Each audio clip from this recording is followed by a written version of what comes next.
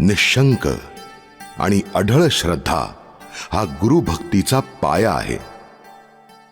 गुरु कधीही चुकत नाही. त्याच्या हातून घडलेली किंवा त्यानं आपल्या हातून घडवलेली प्रत्येक गोष्ट आपलं कल्याण करणारीच असते. श्री स्वामी समर्थ. श्री स्वामी समर्थ. श्री स्वामी समर्थ. श्री स्वामी समर्थ. श्री स्वामी समर्थ. श्री स्वामी समर्थ. श्री स्वामी समर्थ. श्री स्वामी समर्थ. इथं स्वामी समर्थ आहेत असं कळलं. कुठे आहेत ते? हो, इथंच होते ते. पण तुम्ही याच्या अगोदरच त्यांनी या गावची वेस ओलांडली असेल. पण तुम्ही त्यांच्या दर्शनाला आलात का? खूप लांबचा प्रवास करून आलोय मी. त्यांना भेटायची खूप इच्छा होती. आपली इच्छा असून काय उपयोग?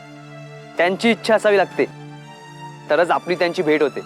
काय सगळ्या भाकड कथा आहेत, भाकड कथा. पण आता ते गेले ना, तरी तुम्ही लोक अजून इथं काय करताय? मी माझं काम करतोय. या पादुका दिसतायत ना, त्या स्वामी जिथे ठेवून गेलेत, त्यांची पूजा करतोय मी. आता या पादुकाच स्वामींच्या जागी आहेत मला. कसल्या मूर्ख कल्पना मनाशी बाळगून असता तुम्ही लोक. तुमच्या या असल्या खोट्या विश्वासामुळेच या असल्या ढोंगी साधूचं उकळ पांढरं होतं.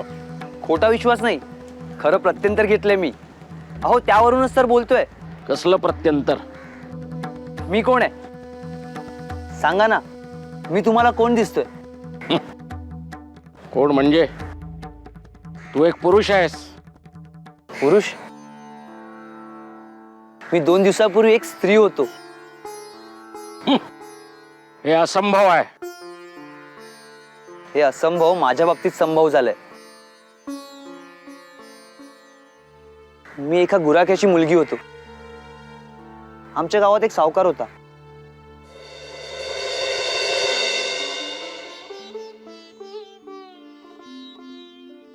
धनी, जेवायला येत आहे ना?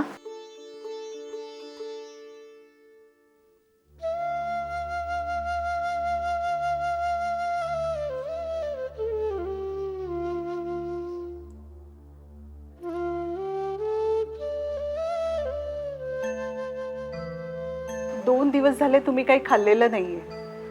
असं कसं चालेल? काहीच इच्छा होत नाहीये. खायचं जगायचं हा मोह कधी सुटणार? माझी पार्वती गेली. नशिबानं अपत्याचं सुख सुद्धा दिलेलं नाही. हा एवढा मोठा व्यवसाय आहे, हे घर कसं सांभाळायचं आणि कुणासाठी? अहो, असं कसं म्हणता? तुम्हाला मुलांची केवढी आवड. वाढ वडिलांची एवढी मोठी संपत्ती तुम्ही वाऱ्यावर सोडून देणार?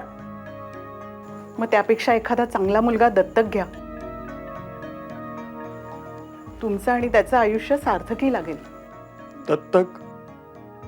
त्याला आपण एवढी माया लावू शकू? धनी, तुम्ही रत्नपारखी हा. तुमची निवड चुकणार नाही. माझं एखादा मुलगा या वाड्यावर आणा. मग बघा या वाड्यात कसं सुख आणि आनंद भरतं ते. ठीक आहे, आपण मुलं बघायला हरकत नाही. पण माझी एक अट आहे, मुलगा मला पसंत पडायला हवा. हरी हरी हरी हरी. धनी, गुरं चारून आणले, गोठ्यात बांधले. हरी हरी हरी हरी. हरी हरी.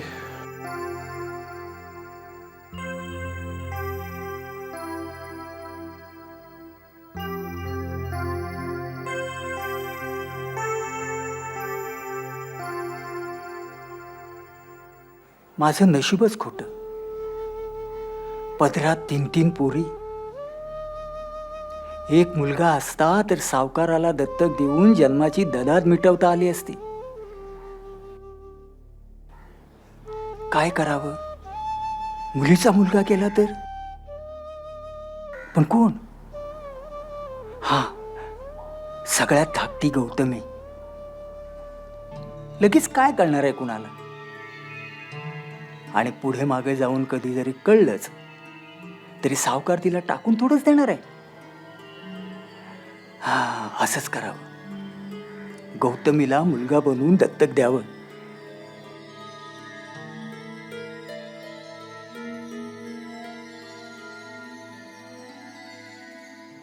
श्री स्वामी समर्थ. श्री स्वामी समर्थ. श्री स्वामी समर्थ. श्री स्वामी समर्थ. श्री स्वामी समर्थ. स्वामी आजोबा तुम्ही? काय करतेस? स्वामी आजोबा तुम्ही खाली बसा, आमच्याकडे तुमच्यासाठी एक गंमत आहे.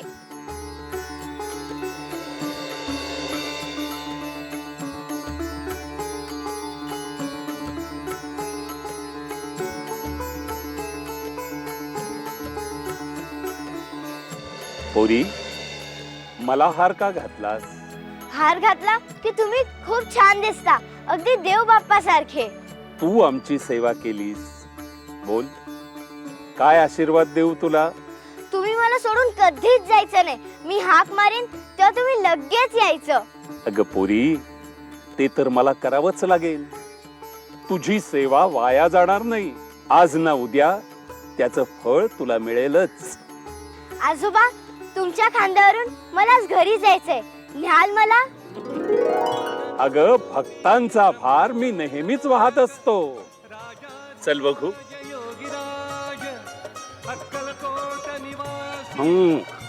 असं कसं स्वामी आजोबा? मला काही कळत नाही बाबा. तुम्ही ते गोट्या कसं खेळता? सावकाराशी बेईमानी करायची, पोरगी पोरगा म्हणून दाखवायचा? नाही नाही, मला नाही जमणार. अगं आजे, आता नाही म्हणू नकोस. अगं दरिद्री माणसं आपण. हा इमानदारीपणा आपल्याला परवडणारा नाहीये. इतकी वर्ष तू काम केलंस या वाड्यात, काय मिळालं तुला? त्यापेक्षा सावकार आता जो काय पैसा अडका देणार आहे त्याच्यातला पावभाग मी तुला देईन. अगं तुझी मुलं बाळ तुला दुवा देतील, निदान त्यांच्यासाठी तरी कर. पण बिंग फुटलं तर? कसं फुटेल? अगं तू आहेस ना. अगं डोळ्यात तेल घालून तू त्यांच्यावर नजर ठेवून राहा. एकदा का सावकाराला मुलीचा लळा लागला की मग तुझं काम संपलं. काही घाबरू नकोस. आणि समज पुढं मागं भिंग फुटलंच तर त्याआधी तो सावकार त्या मुलीच्या मायेच्या पाशात अडकलेला असणार. विसरून जाईल सगळं. आणि माझ्या पोरीची पुण्याई बरं का, आपण काही सावकाराचं नुकसान नाही करत आहोत. झालाच तर यात सगळ्यांचा फायदा आहे. हा, पटतंय ना तुला? बरं बरं, मी तयार आहे. बाबा मी आले. अरे वा वा वा. अगं किती वेळ वाट बघत होतो तुझी. हा, आणि हे बघ, आता यापुढं मी आले म्हणायचं नाही, मी आलो म्हणायचं. बाबा म्हणजे काय? म्हणजे काय? ये बस सांगतो. बस. आता यापुढे तुझं नाव गौतमी नाही, गौतम. पण का? माझं परत बारसं करताय का? हो हो, तुझं परत बारसं करतोय. तुला पुरुषासारखं आता वागायचंय. पण का? कारण तसं करण्यातच आपल्या घराण्याचं भलं आहे. मी तुला सावकाराला दत्तक म्हणून देणार आहे.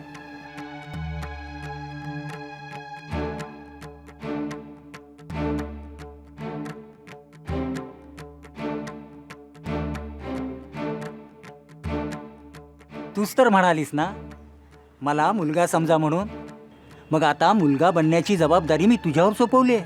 तू फक्त हो म्हण बेटा. अगं तुझ्या हो म्हणण्यानं घरातलं दारिद्र्य दूर होणार आहे. काय करायचं सगळं तुझ्या हातात आहे. एवढं करशील ना आपल्या बापासाठी? हो बाबा. गौरी, ए गौरी. काय बाबा? दासी, आम्ही दत्तक घेण्याचा मनोदय जाहीर करताच कितीतरी मुलं येऊन गेली, पण मनाला भावलंच नाही कोणी. कधी तो भाग्याचा दिवस येणार आहे देव जाणे. धनी काय सांगावं, तो दिवस आजचाच असेल. आपला गुराखी हरी आपल्या मुलाला घेऊन आलाय, त्याला पाहून घ्या. हरी तो गुराखी? अगं भल्या भल्या घरची मुलं आली पण त्यांचा काही पाड लागला नाही तर या मुलाचं काय होणार? बरं ठीक आहे. धने, हा माझा मुलगा गौतम. वा, छान, नाव छान आहे. पण ह्याचे गुण पडताळून पाहायला पाहिजेत नाही का? हो. काय रे बाळ, तुला काय आवडतं? गोट्या खेळायला आवडतात. हा गुणाचा आहे माझा पोरग. पण काय रे, तू मला तुझा बा समजणार का? हो, तुम्ही मला आपलं म्हणालात हं. तर बाबांचं प्रेम दिलं तर मी मागे कशाला राहीन. वा ये, हे बघ, आजपासून तू आमचा मुलगा आहेस. हा, मी तुला लाडा कोडात वाढवेन, कसली दादात पडू देणार नाही. हा, गौतम नाव छान आहे नाही? हो. हा? शाबास, आज तो खरा भाग्याचा दिवस उजाडला बाबा तुझ्या म्हणण्याप्रमाणे. हा, ये इकडे इकडे इकडे बस, इथे इथे बस.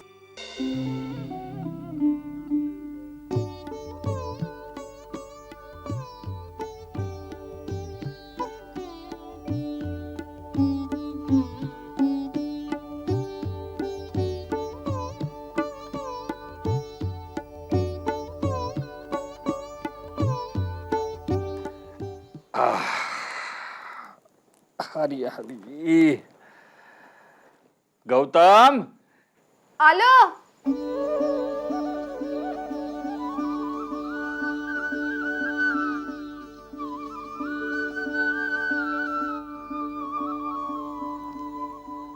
काय बाबासाहेब?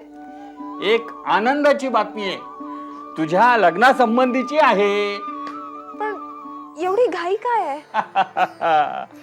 घाई नाही तर काय, अगं त्या गंगाखेडच्या कुलकर्ण्यांनी होकार कळवलेला आहे. त्यांच्या मुलीशी तुझा विवाह सुनिश्चित केलेला आहे. हा, म्हणजे हे कधी ना कधी तरी होणार होतच. तुझ्यासारख्या कर्तबगार, देखण्या, हुशार, चुणचुणीत मुलाला जावई कोण नाही करून घेणार? हा आता मात्र लवकरात लवकर तयारीला लागलं पाहिजे. माझ्या एकुलत्या एक मुलाचं लग्न आहे, अख्ख्या गावाच्या लक्षात राहील असा जोरात धूमधाम करणार मी, जोरात सोहळा करणार. चला चला चला, कामाला लागा, उभे काय राहताय, लवकर लवकर.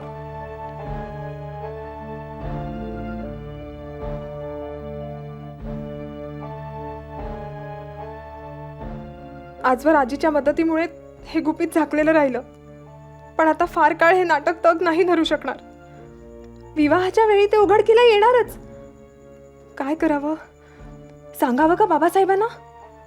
नको, पण त्यांना हा धक्का सहन झाला नाही तर? विश्वासघाताच्या दुःखानं ते खचून गेले तर? इकडे आड तिकडे विहीर, काय करावं, कुणाला सांगावं? आज आजोबांची खूप आठवण येते. ते असते तर कदाचित मला मदत करू शकले असते. चला, आता मुलीच्या आईने मुलाचे पाय धुवून घ्या.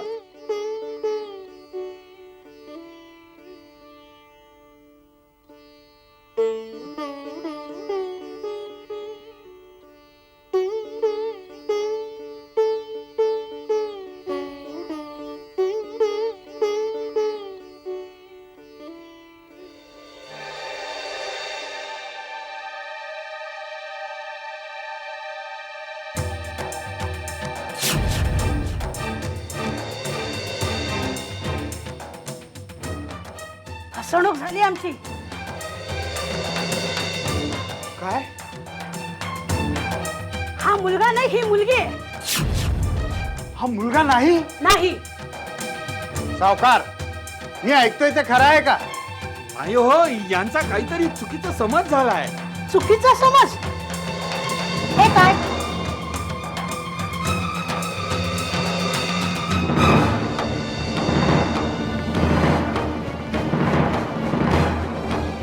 तुम्हाला काय वाटलं? तुम्ही आम्हाला हातात फसवाल आणि आम्ही ते पचवून घेऊ? आमच्याशी या कुलकर्णी घराण्याची फसवणूक केली आहे तुम्ही. दादांत खोटेपणा केलाय तुम्ही. लबाडीनं वागून सोयरीक जुळून आणले. तरी आम्हाला लोक म्हणत होते की हा तुमच्या पोटचा मुलगा नाही, दत्तक मुलगा आहे. पण आम्हाला काय माहित हो की हा मुलगाच नाही म्हणून. ए आता तरी तू खरं सांग, कोण आहेस तू, मुलगा की मुलगी? हो, मी एक मुलगी आहे.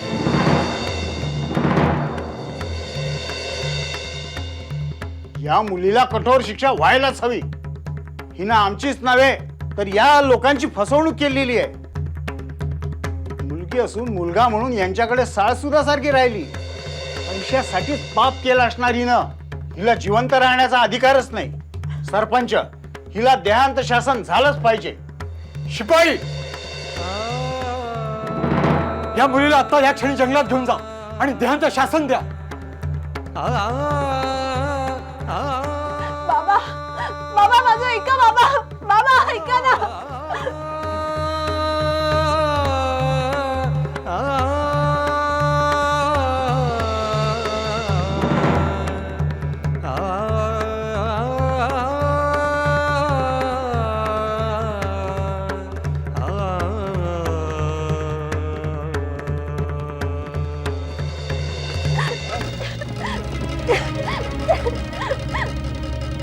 आजोबा कुठे आहात तुम्ही?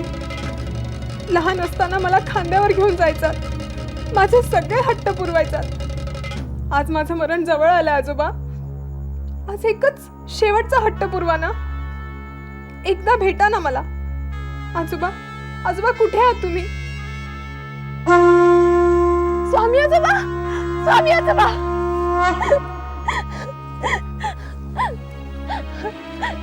आजोबा, बोल बाळ, काय झालं?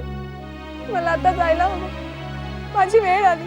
वेळ आलीये, पण ती तुझ्या जाण्याची नव्हे, तुझ्या ऋणातून मुक्त व्हायची वेळ आली. काय रे, एका निर्दोष मनुष्याचा जीव घेताय? अहो महाबिलंदर आणि फसवी पोरगी आई. पोरगी आहे स्वतःला पोरगा म्हणवते. कोण म्हणतं पोरगी आहे? डोकं ठिकाणावर आहे का तुमचं? हा? नीट बघा, मुलगा आहे तो.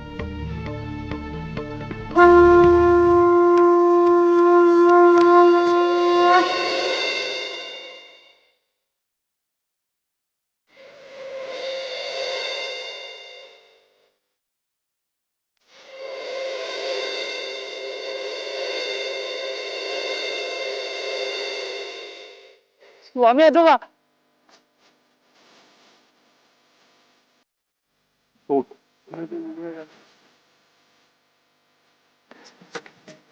हा चमत्कार केला तुम्ही. माझा जीव वाचवला तुम्ही. तुमचे आभार कसे मानू कळतच नाहीये. जा, सुखानं संसार करा, पण एक लक्षात ठेव, तू मला विसरू नकोस. तुझा मला कधीही विसर पडणार नाही. स्वामी आजोबा, या जीवात जीव असेपर्यंत नित्य नियमाने तुमचं स्मरण करीन.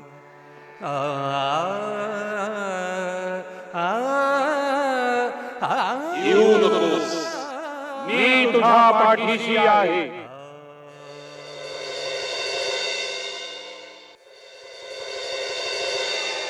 कसला विचार करताय? आता तरी बसला ना विश्वास? मुला, सहजासहजी कुणाच्या सांगण्यावर विश्वास ठेवण्या इतका कच्च्या मनाचा नाहीये.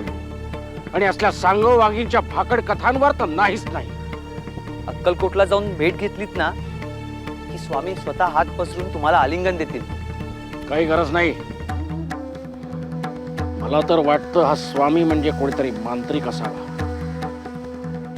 तंत्र मंत्र करून तुम्हाला कयात घेतोय, तो तुमची घोर फसवणूक करतोय आणि तुम्ही सगळ्यांनी त्याची पूजा आरंभली आहे. छे छे, आता वेळ घालवून अजिबात उपयोगाचा नाही. ताबडतोब अक्कलकोटला निघायला हवं. त्या भोंदू स्वामीचं पितळ उघडं पाडायलाच हवं.